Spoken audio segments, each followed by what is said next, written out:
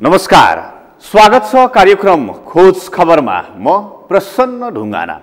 समाजमा भएका हरेक घटनामा हाम्रो नजर, जनताको सूचना पाउने अधिकारको सम्मान हाम्रो अभियान। त्यसैले समुन्नत र समृद्धशाली समाजको यात्रा खोज खबरको अन्तिम अभिष्ट अनि गन्तव्य हो।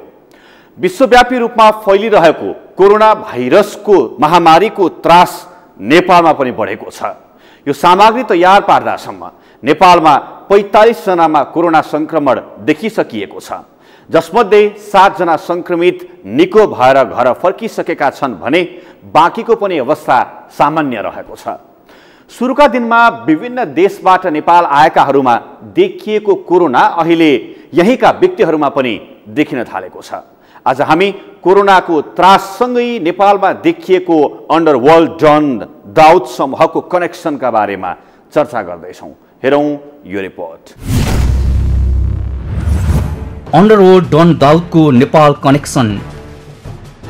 कोरोना भाइरसको त्रासमा थप समस्या। विज्ञहरू भन्छन् सामाजिक दूरी कायम गरौँ। विश्वव्यापी रूपमा फैलिरहेको कोरोना भाइरसको महामारीले नेपाल पनि अछुतो रहेन।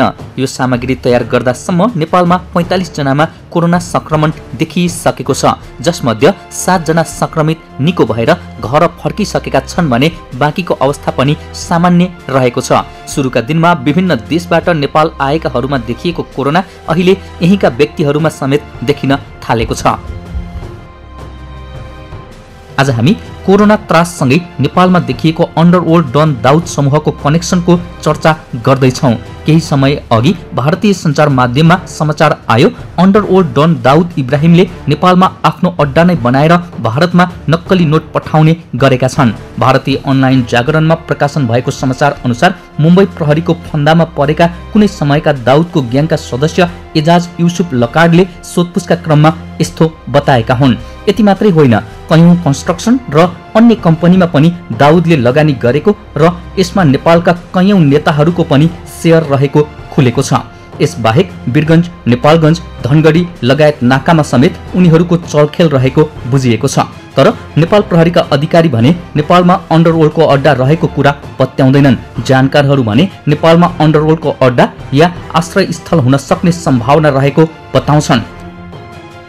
नेपालमा विभिन्न व्यक्तिको हत्या भएको घटनाहरू प्रहरीले त अनुसन्धान गरेकै छैन। ती घटनाहरूमा केही घटनाहरूमा दाउद इब्राहिमको संलग्नता रहेको त त्यही बेला नै क्लियर भइसकेको छ नि, होइन? सिकन्दर भन्ने व्यक्ति जुन पाकिस्तानी नागरिक हो, उसले पनि ठुलो परिणाममा पाकिस्तानबाट जाली नोट ल्याएर यहाँ सङ्कलन गरेको बेलामा हाम्रो सुरक्षाकर्मीले समातेको होइन, सुरागको आधारमा। अन्सारी पनि त्यही अन्सारीलाई दिनको लागि, होइन, युनुस अन्सारीलाई दिनको लागि सिकन्दरले ठुलो परिणाममा तपाईँको पाकिस्तानबाट जाली नोट चाहिँ पठाएकै हो नि। त्यो त प्रहरी अनुसन्धानले पनि देखाएको छ। त्यसले गर्दा यो कनेक्सन चाहिँ नि अन्तर्देशीय नभइकन अपराध चाहिँ नि कमिट हुँदै हुन्न। यस्तो छ नेपालमा दाउदको कनेक्सन। दाउद इब्राहिम सन् 1993 मा मुम्बईमा भएको श्रृङ्खलाबद्ध बम विस्फोटका योजनाकार डी कम्पनीका मुख्य नायिके हुन्। जब मुम्बईमा बम विस्फोट भयो तब उनका समूह त्यहाँबाट भाग्न थाले। प्रहरी अनुसन्धान अधिकारीहरूका अनुसार त्यही मुम्बई बम विस्फोटपछि अन्डरवर्ल्डका सदस्यले आश्रयस्थलका रूपमा नेपाली भूमिको प्रयोग गर्न थालेका छन्। यिनीहरूको काम भनेको तपाईँको यो जुन अन्डरग्राउन्ड व्यापार र अन्डरग्राउन्ड इकोनोमीमा खेल्ने यिनीहरूले, होइन? जस्तै तपाईँको साउथ अफ्रिकासम्म यिनीहरूको एक्सेस पुगेको छ, अस्ट्रेलियासम्म यिनीहरूको एक्सेस पुगेको देखिन्छ, होइन? सिङ्गापुर पुगिरहेको छ, लगायतका थुप्रै युरोपियन देशहरू पनि पुगेछ भनेपछि नेपाल त नजिकको देश हो नि त। र नेपालको देशमा बसेर एउटा तपाईँको खेल्न सक्ने बाटो भनेको इन्डिया र नेपालको बिचमा जुन एक्सेसहरू सजिलो छ, त्यसले गर्दा उनीहरूले यो ठाउँलाई उपयोग नगर्ला भने भन्न चाहिँ सकिन्न। फेरि या गरिरह होला त्यो पनि भन्न सकिन्न। फेरि नेपालमा हुने ठूला आपराधिक घटनाहरू जस्तै हत्या, हवाई अपहरण, ड्रग्स, सुन तस्करी, भारतीय नक्कली नोटको कारोबार, क्यासिनो, हुन्डी, सट्टेबाजी लगायतको कारोबारमा समेत दाउद समूहको कनेक्सन देखिन थालेको प्रहरी अनुसन्धान अधिकारीहरूको बुझाइ छ। भारतीय नक्कली नोटको कारोबारमा विशेषतः आतंकवादी सङ्घ संस्थासँग आबद्ध भएका व्यक्तिहरूको चाहिँ नि संलग्नता देखिएको छ। ती व्यक्तिहरू नेपालमा पक्राउ परेका नेपाली नागरिकै कुरा गरौँ या पाकिस्तानी नागरिकको कुरा गरौँ हैन, वा हाम्रो छिमेकी राष्ट्रकै चाहिँ नि नागरिकहरू जुन चाहिँ नि यो अपराधमा समातिएका छन्, प्रहरीको अनुसन्धानमा के देखिया छ, यी सबै चाहिँ नि आतंकवादी समूहसँग चाहिँ नि तपाईको परोक्ष रूपले हैन संलग्न चाहिँ भएको देखिएको छ। यिनीहरूसँग यो आतंकवादी संस्थाका चाहिँ नि के अरे डनहरूसँग यिनीहरूको चाहिँ नि व्यक्तिगत राम्रो सम्पर्क र पहुँच चाहिँ नि छ। प्रहरीले गरिरहेको अनुसन्धान अनुसार श्रृङ्खलाबद्ध दोहोरिएका ठूला तथा संगठित आपराधिक घटनामा कतै न कतै अन्डरवर्ल्ड कनेक्सन देखिएको छ। जानकारहरूले पनि दाउदको डी कम्पनीले कालो धनलाई सेतो पार्न नेपाल जस्ता देशहरूलाई रोज्ने गरेको बताउँदै आएका छन्। यसबाहेक ठूलो मात्रामा हुने गरेको सुन तस्करीमा समेत बेला बेलामा दाउदको नाम जोडिएर आउने गरेको छ। यस्तै नेपालका केही व्यवसायीलाई पनि दाउदसँग जोडेर भारतीय सञ्चार माध्यममा समाचार आउने गरेका छन्। यद्यपि यो विषयमा ठोस प्रमाण भने भेट्न सकिएको छैन। आपराधिक गतिविधि नियन्त्रणका लागि त्यस्ता समूहमाथि निगरानी बढाउने, खुला नाकामा कडाई गर्ने र संलग्नता हुन सक्ने क्षेत्र वा पोइन्टमा थप सतर्कता बढाउनु पर्ने जानकारहरू बताउँछन्। प्रहरीहरूको सम्पर्क समन्वय चाहिँ दह्रो हुनुपर्छ हेर्नुहोस्, र इन्टरपोलको सक्रियता पनि सघन रूपले चाहिँ नि बढ्नुपर्छ। यति गर्यो भने मात्रै अपराधीको व्यक्तिको, अपराध गर्ने व्यक्तिको र अपराधको चाहिँ नि स्वरूप कस्तो छ भन्ने कुरो जानकारी हुन सक्छ। अब इन्टरपोलको सहयोग पनि नलिने र तपाईको अन्तर्देशीय चाहिँ नि गभर्नमेन्ट बीचका सुरक्षा अङ्गहरूको बीचमा पनि समन्वय चाहिँ दह्रो नहुने हो भने यो अपराधले भोलि पनि मौलाउने अवस्था चाहिँ नि पाउँछ। हो, सरकारले त्यस्ता अपराध नियन्त्रणका लागि लगानी बढाउनु पर्छ, प्रविधि थप्नु पर्छ। यो एउटा मात्र निकायले गरेर भने सम्भव छैन। इन्टर एजेन्सी कोअर्डिनेसन हुनुपर्छ, किनकि यो अपराध एक देशमा मात्रै बसेर गरिने होइन, 10 वटा देशमा बसेर समेत एकैपटक हुन सक्छ। तसर्थ अन्तर्देशीय सुरक्षा सम्बन्ध बढाउनु पर्छ। झनै अहिले कोरोनाको महामारी फैलिसकेको समयमा यसको नियन्त्रणका लागि हरेक व्यक्ति तथा समुदाय सचेत बन्नुपर्छ। विश्वभरका अनुसन्धानबाट प्रमाणित भइसकेको छ कि कोरोना नियन्त्रणको मुख्य उपाय भनेकै सामाजिक दूरी हो। त्यसैले कुनै व्यक्ति या समुदाय जो जसले भए पनि सामाजिक दूरी कायम गर्नु आवश्यक देखिन्छ। ब्युरो रिपोर्ट, खोज खबर। हो, अहिले कोरोना महामारी फैलिसकेको समयमा यसको नियन्त्रणका लागि हरेक व्यक्ति तथा समुदाय सचेत बन्न पर्छ। विश्वभरिका अनुसन्धानबाट प्रमाणित भइसकेको छ कि कोरोना नियन्त्रणको मुख्य उपाय भनेकै सामाजिक दूरी कायम गर्नु हो। त्यसैले कुनै व्यक्ति या समुदाय जो जसले भए पनि सामाजिक दूरी कायम गर्न आवश्यक देखिन्छ। कार्यक्रममा एकैछिन ब्रेकपछि लकडाउनको समस्याका कारण काठमाडौँबाट घर फर्कनेहरूको प्रसङ्ग लिएर उपस्थित हुनेछौँ। हेर्दै गर्नुहोला।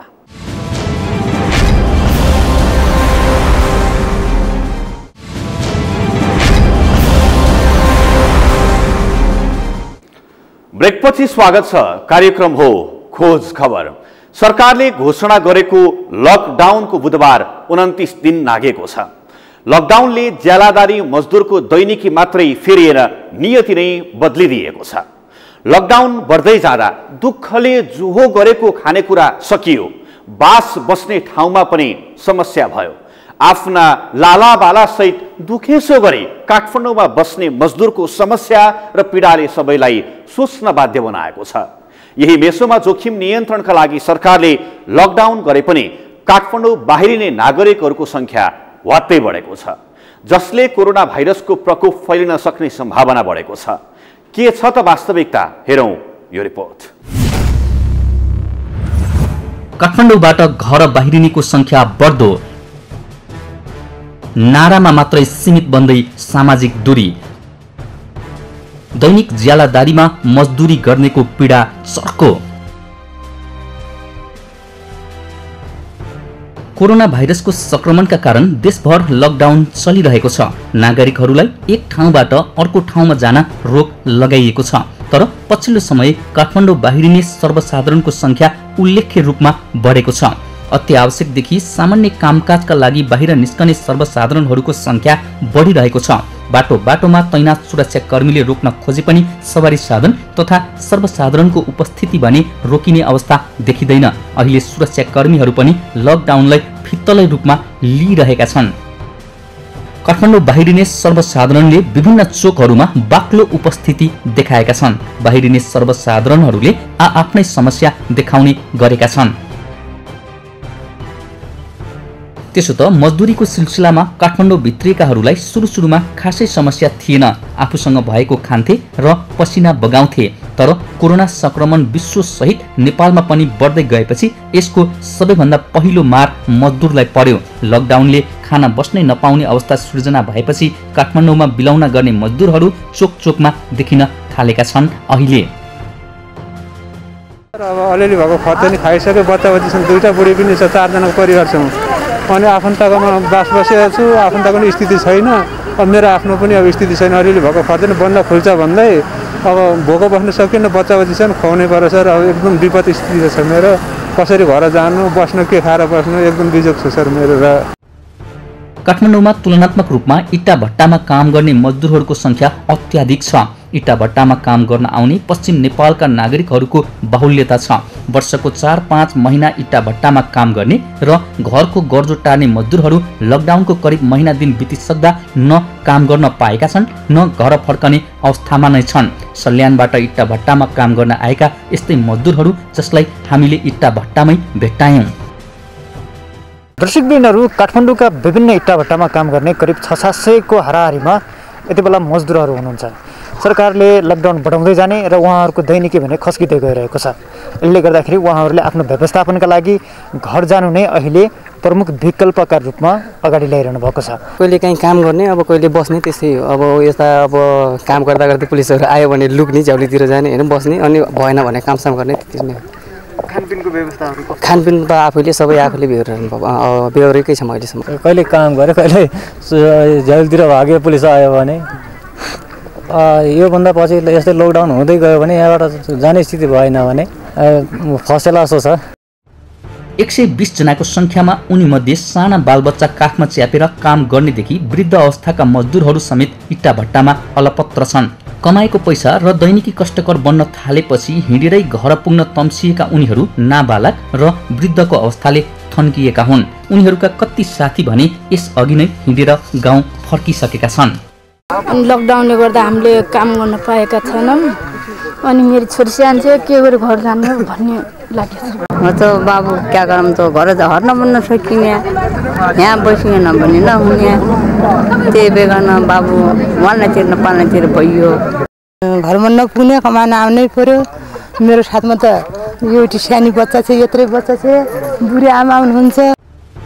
सरकारले कसैलाई अलपत्र नपार्ने र सबैलाई राहत दिने पटक पटक दोहोऱ्याइरहेको छ।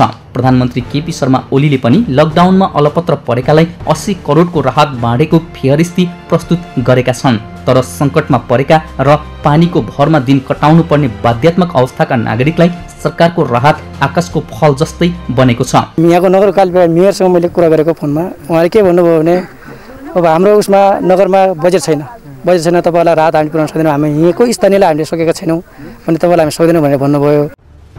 अलपत्र परेकाको उद्धार गर्न सरकारी स्तरबाट कुनै पहल भएको छैन। पीडित र नियुखाका पक्षमा बोल्ने राजनीतिक दल र तिनका भातृ सङ्गठन पनि पहुँच भएकैतिर दगुर्ने गरेका छन्। अहिले पीडामा पर्ने नागरिकको गुनासो छ, नेताले माग गर्ने सम्बोधन चुनाव अघि मात्रै रहेछ। ब्यालेट बक्समा मत सहितको मतपत्र खसेपछि सम्बन्ध नै टुट्यो। त्यसैले त उनीहरूको गुनासो छ, पीडित नागरिक राजनीतिक दलका भोट बैंक मात्रै भए। जनताले सरकारको प्रत्याभूति गर्नुपर्ने अवस्था सङ्कटका बेला हो। अझै बेला घर्किएको छैन। जनप्रतिनिधिले जनताका पीडा बुझेर मलम लगाउन सकुन्, नत्र अब सरकार र नेताका फोस्रा आश्वासन कसैले सुन्नेवाला छैन। ब्युरो रिपोर्ट, खोज खबर। चैत 11 गतेदेखि लकडाउन भएता 11,593 र मङ्गलबार मात्रै 228 सवारी साधन कारबाहीमा परेका छन्। यो अवधिमा पहिले पास नियन्त्रणमा लिएका तर म्याद सकिएपछि पनि प्रयोग गरिरहेका 1989 जनाको पास नियन्त्रणमा लिएको छ। तर पनि उल्लङ्घन बढ्दै गएको छ। कोरोना भाइरसको संक्रमणबाट बच्न लकडाउन नै प्रमुख विकल्प भएकाले नागरिक स्तरबाटै यसको पूर्ण पालना गर्न आवश्यक छ। हवस् त, आजका लागि कार्यक्रम खोज खबर यति नै। कार्यक्रम खोज खबरका विषयमा कुनै प्रतिक्रिया छन् भने हामीलाई khojkhabar@sagarmatha.tv मा इमेल गर्न सक्नुहुन्छ अथवा फोन नम्बर 01576074 मा फोन पनि गर्न सक्नुहुन्छ। लुकेका र लुकाइएका खबर निरन्तर जारी छ। नेपालको पहिलो न्युज च्यानल सगरमाथा टेलिभिजन हेर्दै गर्नुहोला। नमस्कार।